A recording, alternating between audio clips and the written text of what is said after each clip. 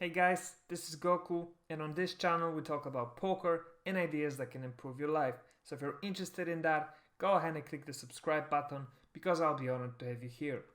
Today we're gonna talk about a hand that happened on PokerStars in a MTT.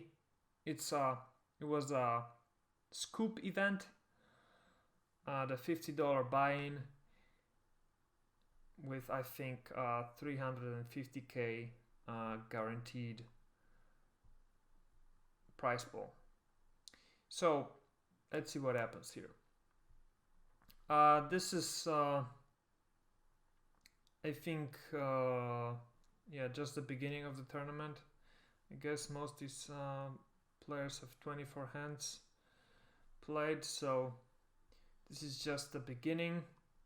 Our hero gets pocket tens on the small blind. Mostly everybody is on the starting 50k stack. There's one villain who's managed to double up and one who lost a quarter. So let's see what happens here. The action folds around to the cutoff villain, who opens to 2.5 big blind. The button folds, and what do we do here with pocket tens? Obviously, in the beginning stages of the tournament, and well, also later on, we're gonna want to 3-bet our pocket tens from the small blind or the big blind, especially versus an open from cutoff, which will surely be a very wide open. So we're gonna want to 3-bet, and for the beginning stages I think we can go on a slightly bigger scale, bigger sizing, so probably like 4 big blinds would be fine.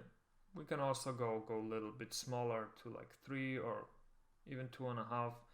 It depends really on our play style.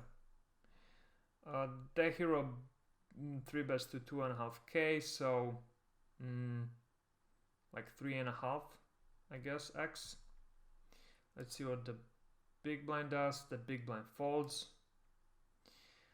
And the villain, the initial villain, the initial raiser actually decides to 4-bet and goes almost to 3x. With the sizing, we played 14 hands with the villain.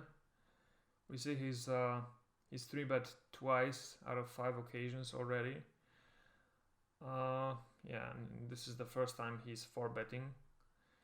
So even though it's early stages of the tournament and the villain's on the cutoff and we are 3-betting from the small blind, I think this 4-bet is quite strong. We haven't 3-bet once in the tournament so far.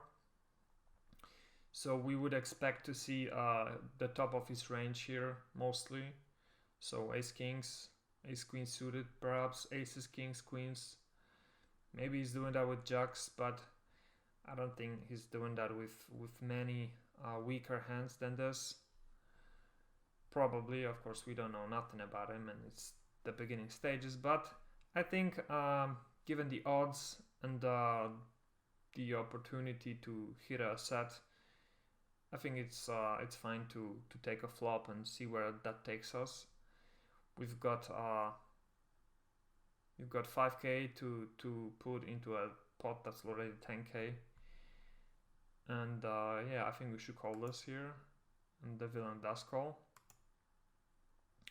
and the hero does call, and the hero hits a dream flop, 2-6-10 rainbow, so we hit top set on a rainbow flop versus a villain whose range is very strong, and at this point our hero is just crossing his fingers and hoping that the villain has aces or kings or queens or maybe even those jacks and will want to stack off here.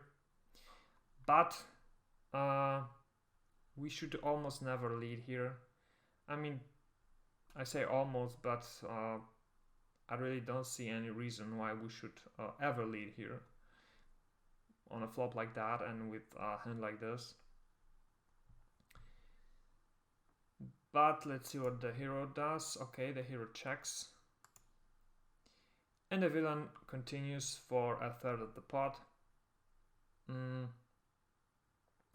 I think we've got two options here. We can call this and play it slow. But we can also raise it. We can raise it on a small side to like 12, 13k, or we can go bigger, 18k or 20. I think given how the hand played out and that he 4-bet pre-flop and we just called, his continued range here is perhaps 100% of what he's 4-betting. But if we just call this and the turn is a random card, so not a high card like queen, jack, king, or ace, he's probably shutting down a lot with his ace kings and ace queens. So for that reason, I think it makes sense to raise it small, to just try and extract some more value out of him right now. And perhaps if he's got queens or kings or aces, this raise here gives him the opportunity to shove. So I would mostly like to see a raise here, and our hero does raise. He raises almost 3x. I think this is fine. Perhaps a smaller raise would be better, like 12k or something like that, because it looks kind of weird. Maybe like we are trying to bluff them off an ace king or ace queen. But yeah, this is fine too.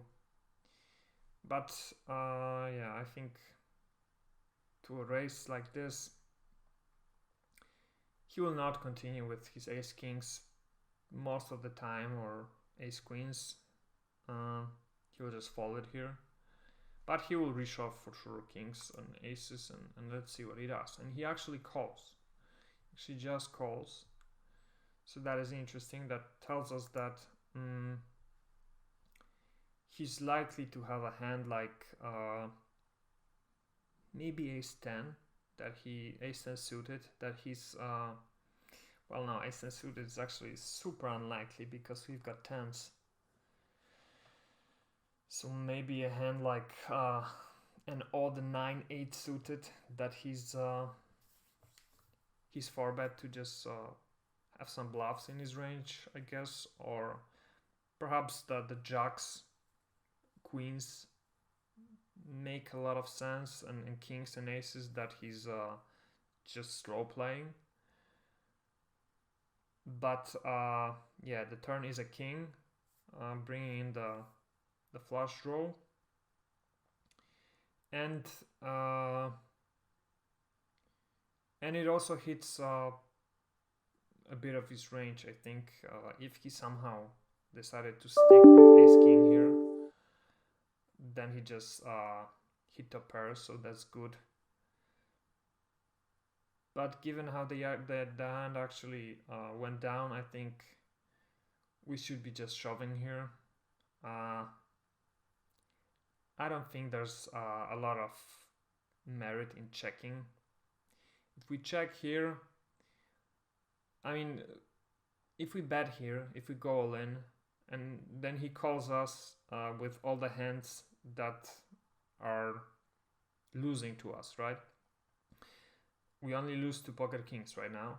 But if we check and he checks behind a hand like ace queen, or maybe queen jack suited that he somehow has here, very rarely, but he might be having them, then we give him an opportunity to hit a river. Yeah, a6 suited also could be a hand that he plays this way sometimes. And now he hit a flush draw, so yeah, I think this is the perfect spot to just shove, and that's what our hero does. The villain calls, and the river is a queen. So let's see what the villain actually has. And the villain actually has still played aces. So pretty good hand given how the board ran out. If he had kings or queens, he would have outset us. But thankfully he has aces. And yeah, we extracted value from perfectly. Yeah, so that's the hand, guys. What do you think about it? Do you think the hero played it well? What did you think about the villain? The villain's line. His check call on the flop was certainly something interesting. I think with aces, mostly it's better to just shove them on a flop like that. Yeah. Thanks for watching, guys. If you enjoyed this video, leave a like below, leave a comment with what you think about this hand or with whatever you have on your mind. Yeah. Thanks for watching, and I will see you in the next one. Peace. Do you want to learn how to play PLO? Are you a beginner player who's never played Omaha before? Do you want to learn how to crush casual players easily? If so, this course is perfect for you. It's a crash course on Pot Limit Omaha dedicated for beginner players. You will learn all the fundamentals of PLO. You will learn what hands to play, when to play them, and how to play them. You will learn the basic strategies that allow you to be a winning player at your home games or microstakes online. If you want to learn PLO quickly and easily, get this course now at gokupoker.com.